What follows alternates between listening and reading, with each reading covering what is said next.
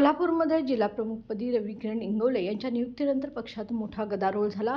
आधी हर्षल सुर्वेंचा राजीनामा, त्यानंतर आता शिवसेना उपनेते संजय पवार यांनी देखील पदाचा राजीनामा देत असल्याचं सांगत त्यांनी पक्षातील पारदर्शकतेवर प्रश्नचिन्ह उपस्थित केले। जिल्हाप्रमुख निवडीवर तीव्र नाराजी व्यक्त करत विधानसभेतील षडयंत्र, उमेदवारीतील गोंधळ आणि वरिष्ठांकडून अनभिज्ञ ठेवण्यात आल्याचा आरोप करत संजय पवार यांनी गेल्या 10 वर्षातील पक्षातील घडामोडींकडे इशारा दिलाय। मात्र राजीनाम्यानंतर त्यांनी मी उद्धव ठाकरेंचा शिवसैनिक असल्याचा देखील पुनरुच्चार केलाय।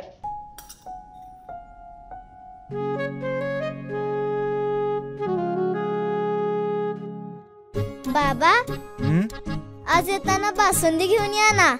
अगं, कालच आपण आईचा वाढदिवस होता म्हणून आणली होती ना। ऐकलं, गोकुळची बासुंदी पुन्हा खावीशी वाटतेय। खरं सांगू, मलाही खावीशी वाटतेय। पुन्हा पुन्हा खावीशी वाटणारी गोकुळ बासुंदी।